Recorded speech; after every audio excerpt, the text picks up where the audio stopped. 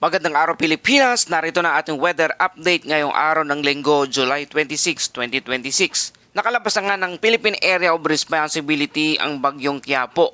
Ngunit patuloy nitong hinihila at hinahatak ang habagat na siyang nagdadala ng malawakang pag-ulan at sa malalaking bahagi ng ating bansa. Mga kababayan, may isa na namang binabantayang weather disturbance sa Pacific Ocean na maaring maging susunod na bagyo na dadaan sa ating bansa. Kaya samahan nyo kami hanggang sa huli dahil tatalakay natin ang lahat ng ito.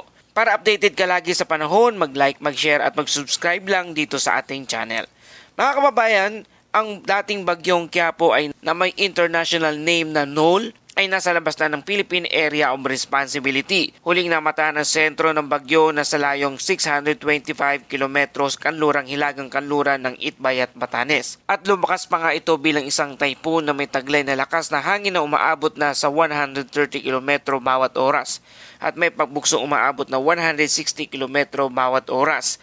Habang kumikilos pa kanlurang hilagang kanluran sa bilis na 30 kilometers bawat oras. Bagamat papalayo na itong bagyo sa ating bansa, nananatili pa rin ang epekto nito lalo na sa hilagang Luzon dahil sa trough ng bagyo at sa pinalakas nitong southwest monsoon o habagat. Mga kababayan, isa sa karaniwang maling akala natin na kapag lumabas na ang isang bagyo sa ating Philippine Area of Responsibility, iniisip natin agad na tapos na ang panganib. Ngunit hindi ganoon ang nangyayari. Sa kasalukuyan, habang mabilis na kumikilos ang Typhoon Quiapo palayo sa ating bansa patungo sa Southern China, patuloy nitong hinihigop ang napakaraming moisture mula sa West Philippine Sea. Ang prosesong ito ay lalo nagpapalakas sa Southwest Monsoon o habagat. Ibig sabihin, habang lumalayo ang bagyo, mas lalo namang lumalawak ang sakop ng pag-ulan sa kanlurang bahagi ng ating bansa. Ito ang dahilan kung bakit kahit wala ng direktang landfall ang bagyo sa ating bansa, maraming lugar ang maaari pa ring makakaranas ng tuloy-tuloy na pag-ulan. At narito ang pinakaapektadong lugar, partikular dito sa Pangasinan, Zambales, Bataan, Occidental Mindoro, ilang bahagi ng Metro Manila at iba pang lugar sa Western Luzon. Samantala, ang trap o buntot naman ng bagyo ay patuloy ding nakakaapekto sa lugar ng Batanes, Cagayan, Apayao at Ilocos Norte, kung saan inaasahan pa rin ang kalat-kalat hanggang malalakas na pag-ulan sa mga lugar na yan.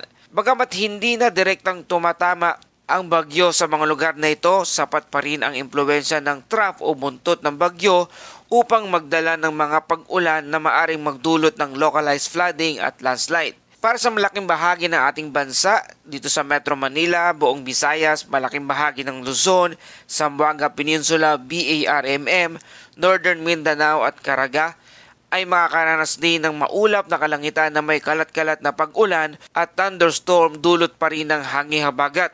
Hindi tuloy-tuloy ang magiging ulan sa mga lugar na ito, ngunit kapag nabuo ang malalakas na thunderstorm cells, maaari pa rin magkaroon ng biglaang pagbuhos ng ulan sa loob lamang ng maikling panahon.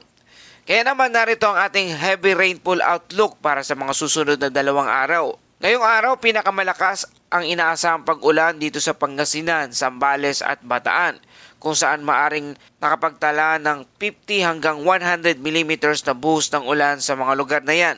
Sapat na ito upang magdulot ng localized flooding lalo na kung may mga pag-ulang naranasan na sa mga nagdaang araw. Ngayong araw, patuloy pa rin mga karanas ng katamtaman hanggang malalakas na pag-ulan ang lugar ng Pangasinan at Zambales, habang unti-unting humihina ang impluwensya ng bagyong Quiapo. Ang habagat naman ay nananatiling pangunahing dahilan ng pag-ulan sa kanlurang bahagi ng Luzon.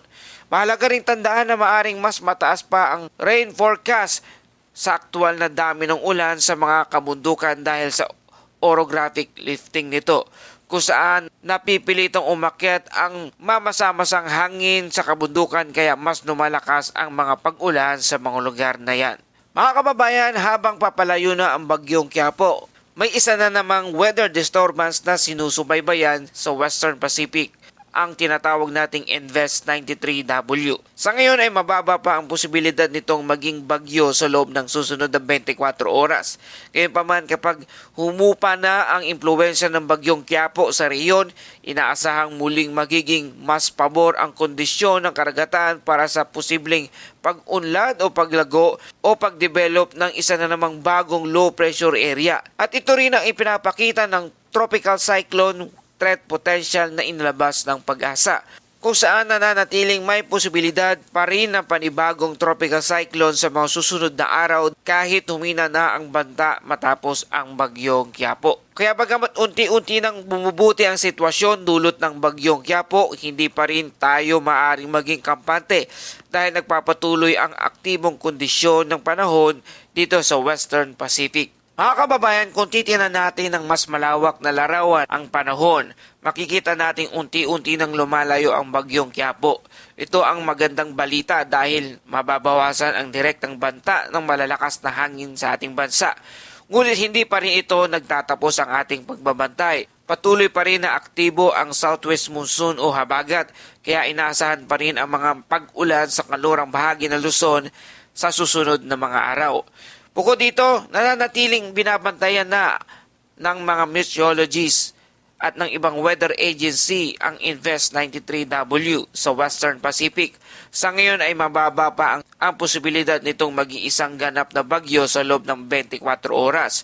Ngayon pa man, ipinapakita ng tropical cyclone threat potential ng Pag-asa na patuloy na nagiging aktibo ang kondisyon sa Western Pacific. Ibig sabihin, posible pa rin may mabuo pang panibagong low pressure area o bagyo sa mga susunod na araw. Kaya mahalagang manatiling updated sa mga opisyal na weather updates natin. Sa ngayon, wala pang indikasyon na ang Invest 93W ay magkakaroon ng agarang epekto dito sa ating bansa. Ngunit patuloy natin itong babantayan sa ating susunod na balita. At para sa ating Bible verse of the day mula sa Isaiah 41 verse 10, "Fear not, for I am with you. Be not dismayed, for I am your God. I will strengthen you. Yes, I will help you. I will uphold you with my righteous right hand." Mga kababayan, sa panahon ng pabago-bago, ang panahon may mga araw ng payapa, ngunit mayroon ding mga araw na may bagyo at unos. Ganon din ang ating buhay. Minsan ay may dumarating na mga pagsubok na hindi natin inaasahan. May mga pagkakataong tila nawalan tayo ng kontrol sa mga mangyayari sa ating paligid. Ngunit ipinapaalala sa atin ng Diyos mula sa Isaiah 41 verse 10 na hindi tayo nag-iisa. Hindi niya sinasabi walang bagyo ang darating sa ating buhay. Ngunit nangako siyang sasamahan niya tayo, palalakasin at alalayan sa bawat hamon. Kaya habang naghahanda tayo laban sa mga bagyo ng kalikasan, ihanda rin natin ang ating puso sa pamamagitan ng panalangin, pagtitiwala at pananampalataya sa Diyos. Ang tunay na kapayapaan ay hindi lamang matatagpuan sa maliwalas na panahon, kundi sa katiyakan kasama natin ang Panginoon sa gitna ng anumang unos. At yan po ating update sa panahon sa araw na ito. Kung nakatulong sa inyo ang balitang ito, please like, share, and subscribe. Salamat sa iyong suporta. Ito ang Pilipinas Weather ngayon na lagi nagpapaalala, maghanda, magligtas, mag-alerto, ingat tayong lahat.